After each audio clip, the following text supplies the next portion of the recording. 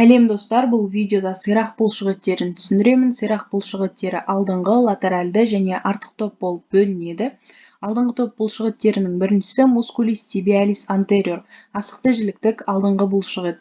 Ол асықты жіліктің латеральды айдаршығынан басталады, ары қарай төмен қарай түседі де сына тәрізді сүйектерге және бірінші табандық сүйекке барып бекінеді. Табанды жазу функциясын атқарады. Келесі мускулис экстенсор дигиторум лонгус, бақайларды жазатын ұзын бұлшықет, асықты жіліктің латеральды айдаршығынан басталады да екінші, бесінші дисталды бақайшақтарға немесе фалангілерге барып бекиді, дисталды бақайшақтарды жазады. Одан кейін мускулис экстенсор халюкис лонгус, үлкен бақайды жазатын бұлшықет. Кіші жіліктен басталады, үлкен бақайдың дисталды бақайшағына барып бекінеді, үлкен бақайды жазады.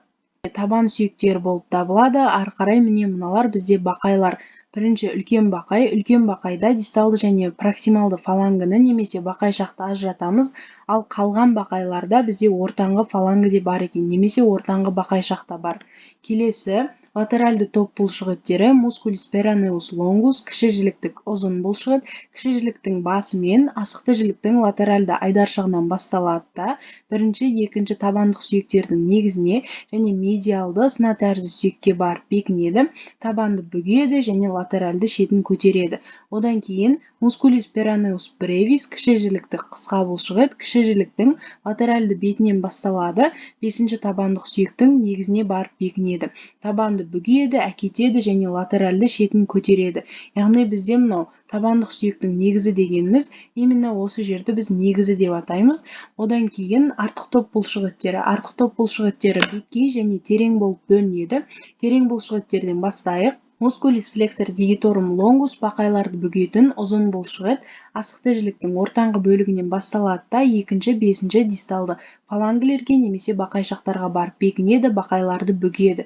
Одан кейін мускулис флексор халюкис лонгус, үлкен бақайды бүгетін ұзын бұлшықет, кіші жіліктің денесінен басталады, үлкен бақайдың дисталды бақайшағына барып бекінеді, үлкен бақайды бүгеді. Келесі мускулис тибиалис постериор, асықты жіліктік артқы бұлшықет, кіші жілікпен асықты жіліктің артқы бетінен басталады, қайық тәрізді сүйекке, үш сына тәрізді сүйекке, яғни сына тәрізді сүйектің медиалды, латеральды және ортаңғысына жатамыз. Соның үшеуіне де бекінеді және табандық сүйектерге барып бекінеді. Табанды бүгеді, сыртқа бұрады және әкеледі. Одан кейін мускулис поплитеус, тақым бұлшықеті, ортан жіліктің латеральды айдаршығынан басталады, асықты жілікке барып бекінеді. Сирақты бүгеді, тізе буынын бүгілген кезде ішке айналдырады. Сирақтың артқы беткей бұлшықеттері, жаңа терең бұлшықеттерге тоқталдық. Беткей бұлшықеттерге үш басты бұлшықет жатады, яғни балтырлық бұлшықет медиалды және латеральды басы болады. Оның мынау медиалды басы ортан жіліктің медиалды айдаршығынан басталады,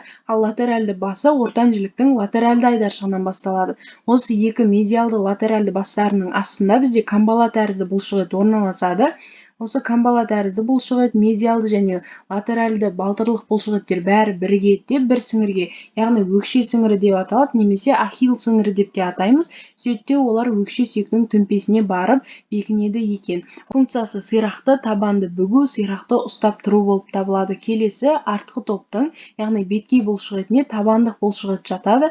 Мускулис плантарис, міне 7-ші цифрамен көрсетілген, ортан жіліктің латеральды айдаршығынан басталады да өкше сүйектің төмпесіне үш басты бұлшықет бекінетін орынға барып бекінеді, тізе буын капсуласын тартады, сирақ пен табанды бүгеді. Осымен сирақ бұлшықеттері аяқталды. Келесі видеода табанның бұлшықеттеріне тоқталатын боламын. Каналға тіркелуді және лайк басуды ұмытпа.